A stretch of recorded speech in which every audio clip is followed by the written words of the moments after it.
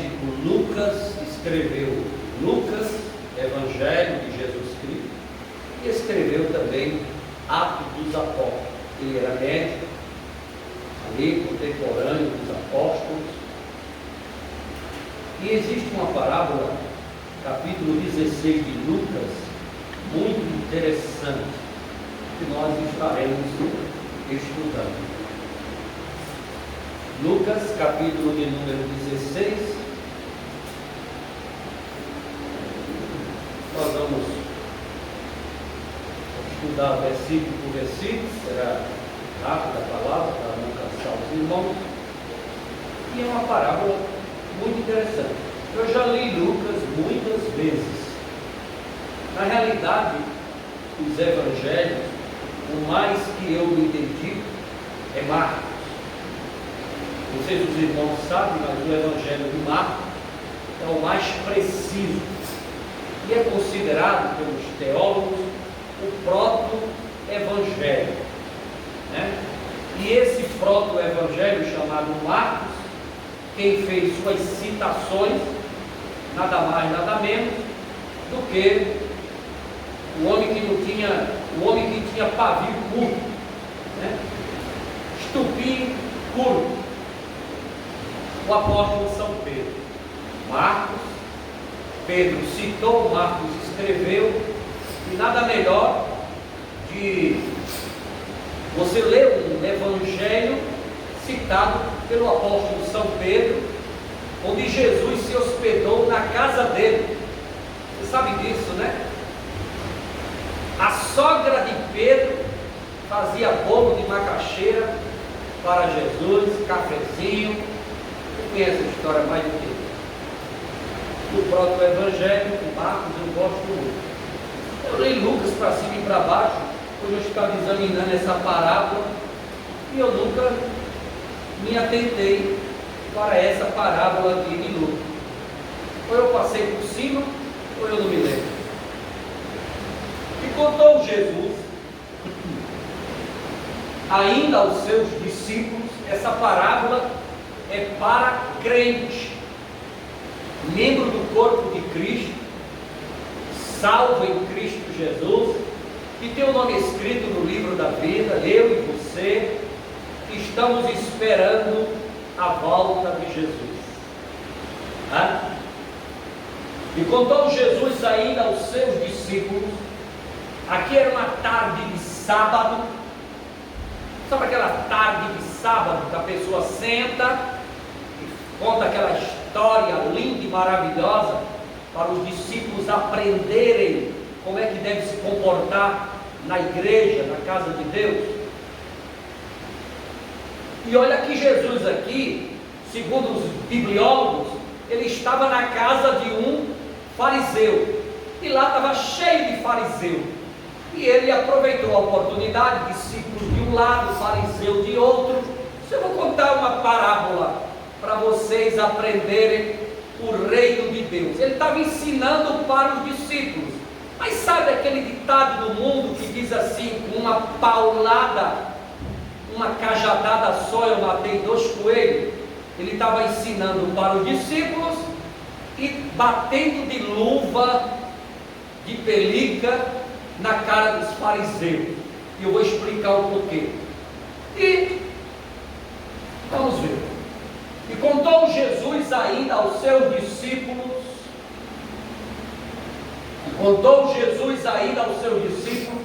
Havia um homem rico. Esse homem rico, nunca traduza ele, nem interprete ele por Deus, nem Jesus, tem nada a ver, tá? Um homem rico, um homem mesmo, homem natural da terra, ok?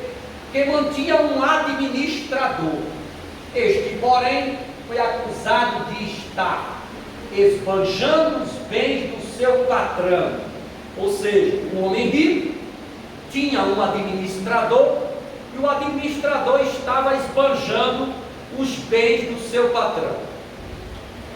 O administrador que esbanja os bens do seu patrão é um administrador fraudulento. Nenhum patrão deseja um administrador deste aí. Mas ele, muito confiante, né? Ele estava lá esbanjando. Sabe aquele administrador que está administrando algo do seu senhor, e o seu senhor faz uma viagem e ele dá uma volta no iate, dá uma volta no jet ski, dá uma volta na lancha, mesmo sem ter a habilitação, mesmo sem ser autorizado, dá uma volta no carro.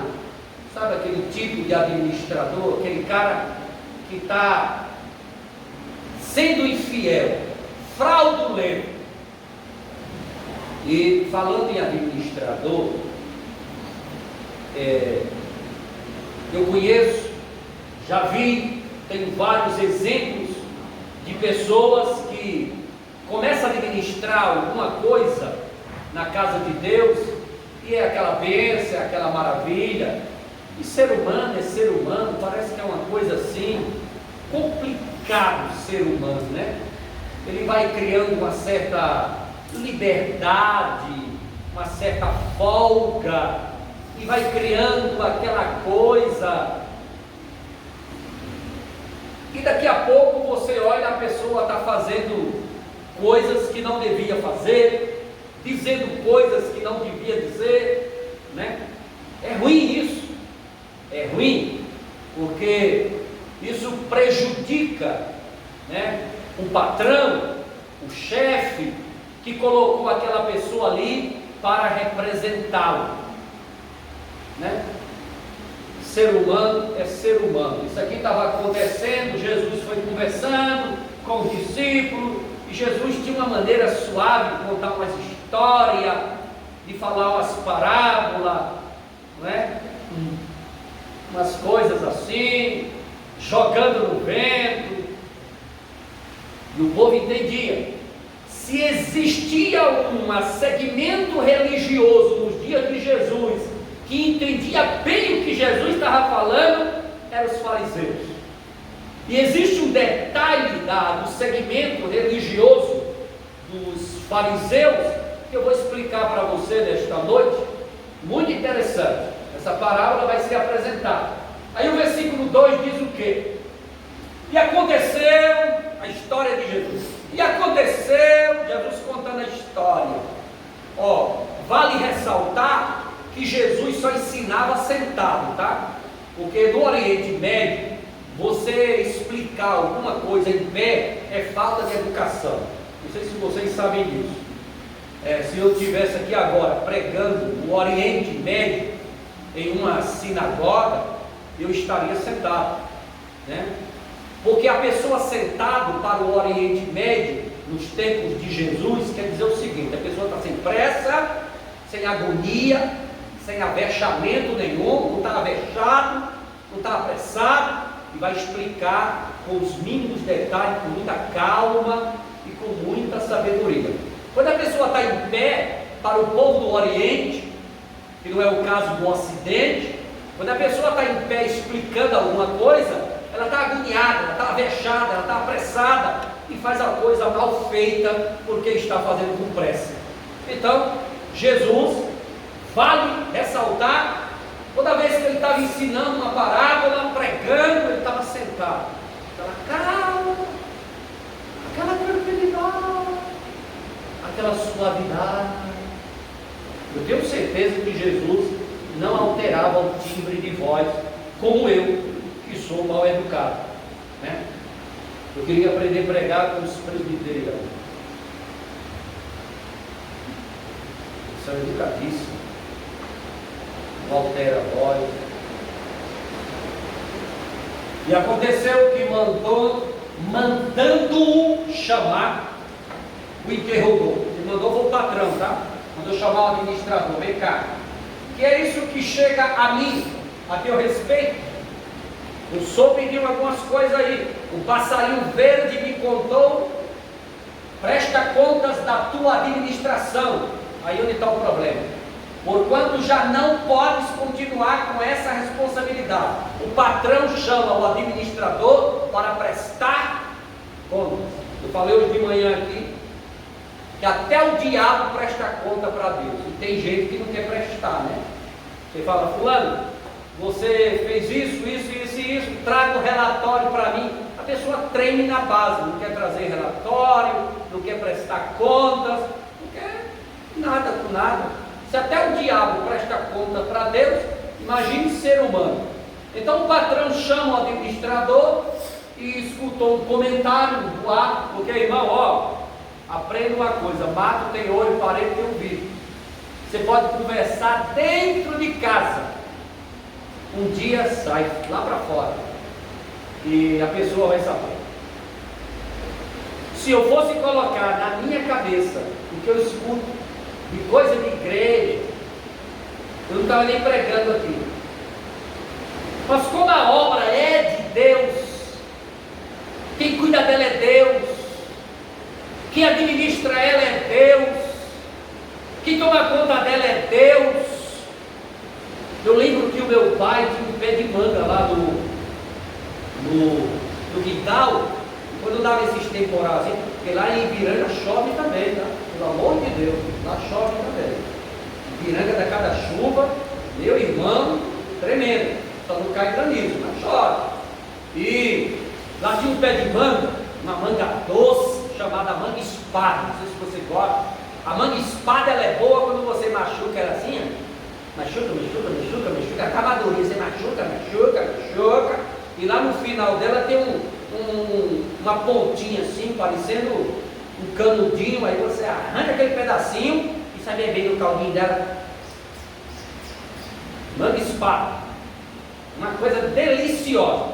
E quando dava uns ventos fortes, antes de chover, aí meu pai falava assim, ó, fica tranquilo que esse vento forte que está dando aí no quintal, eu era pequeno, escutava isso, eu era curioso, e eu ficava nas pernas dele, ele era bem alto, eu puxei meu pai, né? Meu pai tinha 1,90 m e pouco, eu puxei meu pai, e eu ficava nas pernas dele agarrado, escutando, ele dizia, quando está dando esse vento forte assim para chover, que cai essas mangas, é porque todo fruto que está podre vai cair. Que tiver bom, vai ficar no pé. E ele só tirava a manga, quem tem um pé de manga em casa, na porta do quintal de casa, tem esse privilégio. Ele tirava a manga quando ela estava toda amarelinha, né? Aquele fruto amarelinho, ele tirava, doce igual açúcar, igual você colocar uma bola de mel na boca. Ou seja, o fruto verde, ele é amargo, ele não presta. Eu cheguei aqui em Brasília, eu vi uma cultura totalmente diferente, comer manga verde com sal. Nunca vi isso na minha vida. Mas cada lugar tem sua cultura, isso não é de ignorar. Lá também a gente come tanajura, né? A Luísa também, a prefeita Luísa também come tanajura. Então, cultura nordestina, diferente, não é? Então, aprenda uma coisa, quando o vento dá, fruto podre cai da manga, e os frutos bons amadurecem, fica aquilo maduro, aquela coisa amarelinha, você tira lá igual uma bola de mel, porque fruto verde você não pode arrancar. É igual a obra de Deus. Aprenda uma coisa na obra de Deus, irmão. Deixa Deus cuidar da igreja, deixa Deus tomar conta dela. O que tiver de cair, cai. O que tiver de ficar, fica. O que tiver de amadurar, amadurece. O que tiver de ficar verde, fica. Porque a obra é dele, quem cuida é ele, quem administra é ele. Ele é quem está fazendo, ele é quem vai fazer. Eu preguei hoje aqui pela manhã sobre a história de Jó. Eu tenho falado isso para a pastora Eliane e falo aqui para a igreja ser testemunha. Se Deus lotar essa igreja em 24 horas, mas lotar de um jeito assim que não couber mais ninguém, a gente alugar outro lugar, porque aqui não está cabendo mais ninguém, ele continua sendo Deus. E se ele esvaziar e falar, meu filho, fecha as portas, ele continua sendo Deus. Ele vai ser adorado, glorificado, honrado, respeitado, de qualquer maneira. Ele continuará sendo Deus que servi-lo e adorá-lo. A obra é dele, deixa ele trabalhar. Agora, sabe uma coisa que eu me preocupo? Eu me preocupo quando o pastor da igreja, ele é um mau administrador, ele não prega, ele não estuda, ele não se dedica, ele não ora, ele não jejuma, ele não consagra, ele não está presente, ele deixa a obra de Deus para lá, ele deixa tudo se acabar, ele não faz manutenção, ele é relaxado, ele é descuidado, ele é assim, ele é assado. Aí eu me preocupo, porque a culpa está no pastor. Mas quando o pastor é um homem dedicado, 24 horas respirando igreja, ele está ali orando, ele está ali jejuando, ele está ali consagrando, ele está lendo a palavra, ele está pregando, ele está ensinando, ele está presente, ele faz manutenção, ele está vivo, ele está ali trabalhando, ele está suando a camisa, ele está ali, ele está ali, ele está ali. Meu irmão, saiba de uma coisa: tudo e o resto depende de Deus. Deus. Então o que Deus fizer, está feito. Ele continuará sendo Deus, e nós iremos glorificar a Ele, servir a Ele, amar a Ele e aguardar a sua volta para a honra e a glória de Jesus. O pé de manga é a igreja, os frutos são os crentes. Deus faz o que Ele quiser fazer. Vamos voltar aqui. Aconteceu o quê? Mandando-o chamar, o interrogou: que é isso que chega a mim a teu respeito? Esta conta da tua administração, por quanto já não podes continuar com essa responsabilidade. Em outras palavras, eu vou demitir você, eu vou dar as suas contas. Olha o terceiro lá. Diante disso, falou o administrador consigo mesmo: meu senhor está me despedindo. Que farei? Trabalhar na terra não tenho força. O cara não era muito disposto ao trabalho braçal. Ele está dizendo aí: quanto a viver esmolando, tenho vergonha. E agora? Mas por que ele não se comportou? Por que não fez a coisa certa? Olha, eu vou falar uma coisa aqui para você. Naquela mensagem de Jó que eu preguei hoje pela manhã, nós recebemos da parte de Deus algo chamado livre-arbítrio. Deus não manda ninguém pecar, errar, bagunçar a vida. Quem bagunça somos nós. A gente está quieto no lugar, está ali quietinho, está uma bênção, está tudo quietinho, está plantado ali igual uma palmeira. Deixa a palmeira crescer, deixa a palmeira dar fruto, tenha paciência, tenha calma. Mas não, fica aquele puxa-puxa, aquela conversa para lá: isso aqui não dá para mim, e eu vou embora, e eu vou sair fora, e não sei o que, e pega e cai fora. As suas decisões, a minha decisão, o que você decide na sua vida, arque com as suas consequências.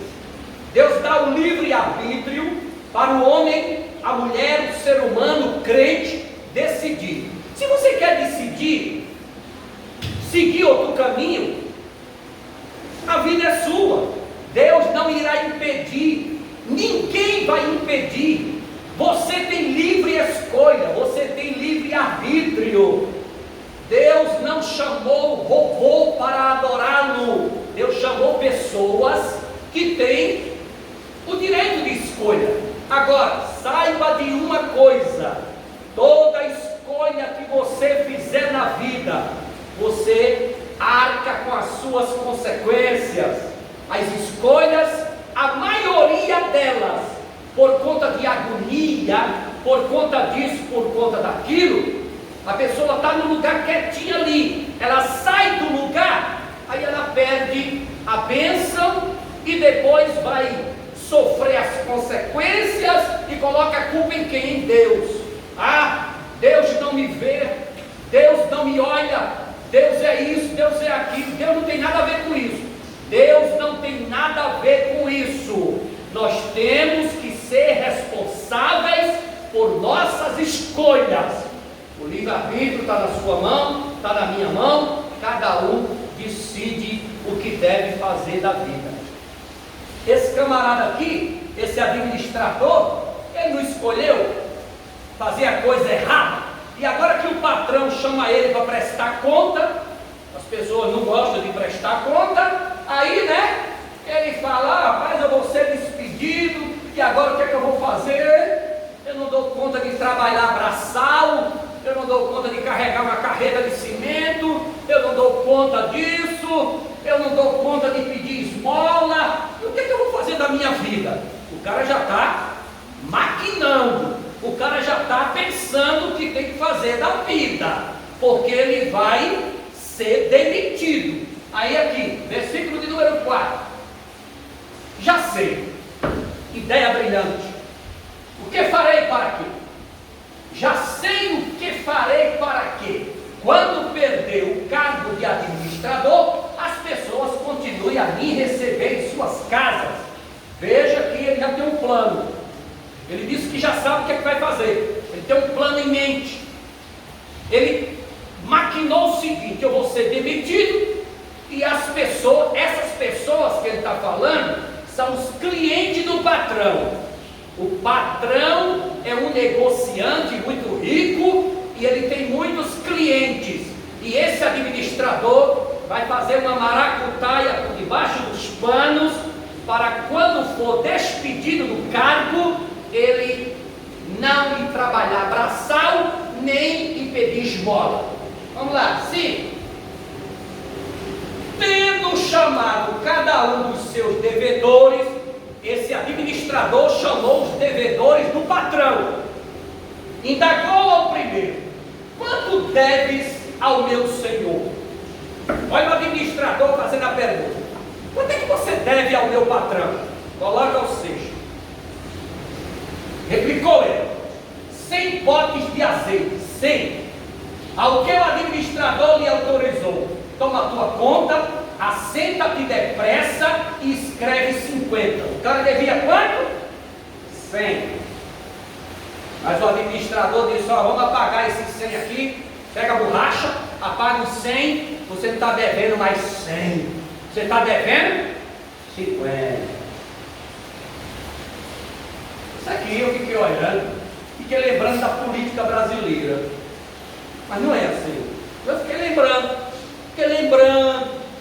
não estou aqui generalizando, mas eu fiquei lembrando das propinas, fiquei lembrando dos escândalos, eu fiquei lembrando de uma vez que eu cheguei em uma determinada igreja e fui pedir uma ajuda, uma oferta para construir, e me deram uma quantia e disseram assim: ó, a gente dá essa quantia para você, ok?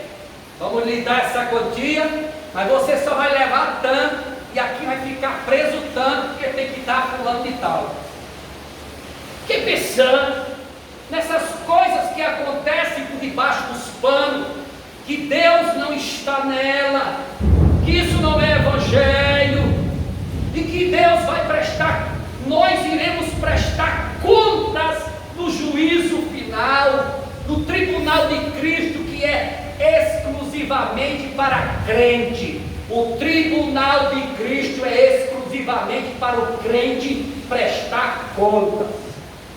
E eu tenho muito medo da prestação de contas de Deus.